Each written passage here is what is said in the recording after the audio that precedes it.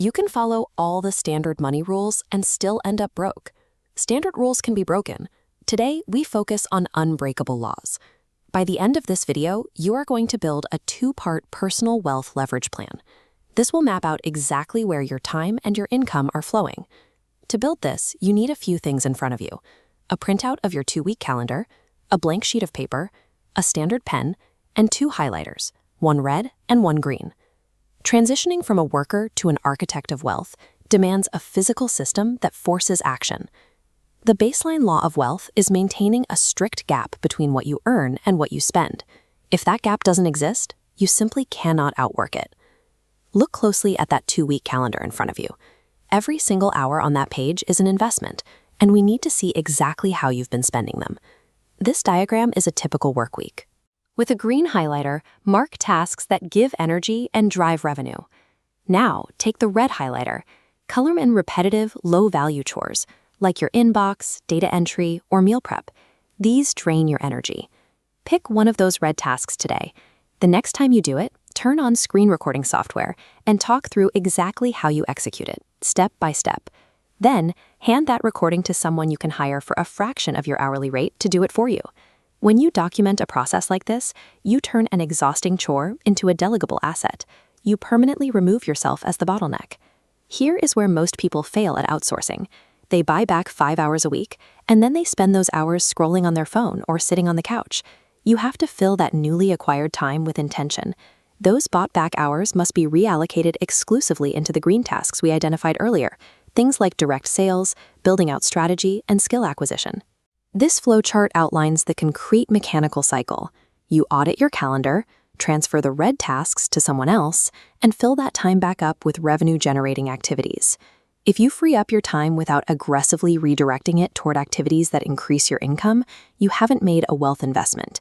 You've just created a lifestyle expense. Grab your blank sheet of paper and draw a massive T-chart. Put time on the left side and equity on the right. In the time column, list every income stream you currently have that instantly stops the moment you stop working. If you take a month off and the money dries up, it goes here. In the equity column, list your assets. These are money machines that generate cash flow regardless of whether you are awake or asleep. Do not list your primary home here. You are paying for the property tax, the maintenance, and the mortgage. Because it constantly requires your cash to operate, it belongs in the liability category.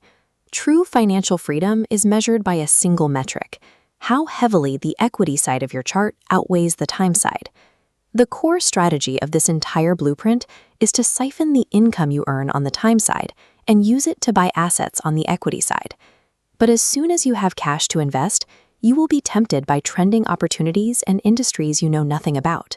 Years ago, a partner and I bought 10 houses in Detroit for $10,000 each. I was completely unfamiliar with the market, and when my brother finally went to visit them, they were boarded up and heavily damaged. The hidden management risks and the surrounding neighborhoods turned what sounded like a great deal into a massive liability. We lost all our money. You protect your capital by defining your unfair advantage.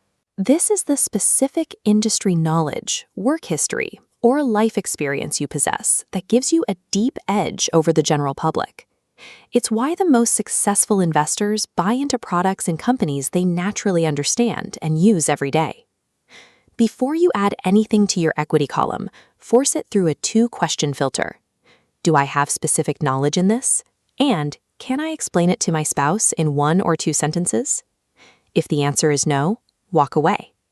Staying strictly within your lane of expertise is the most reliable way to spot actual opportunities and avoid catastrophic losses. Look at your completed blueprint. You now hold a physical map detailing exactly what tasks to stop doing and exactly where to channel your capital. But there is a final law of wealth that makes the entire system work. Wealth is not a stagnant pool meant to be hoarded. It is a continuous flow. Take a portion of your current income, or if you don't have money, your time, and donate it to a charity that aligns with a painful challenge you've personally overcome. When you do this, you will likely feel awkward. You will feel a sudden urge to protect what little you have. That is your scarcity mindset kicking in. By forcing yourself to give before you feel ready, you break that illusion.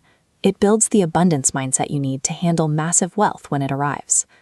Understanding these laws is completely useless without physical execution.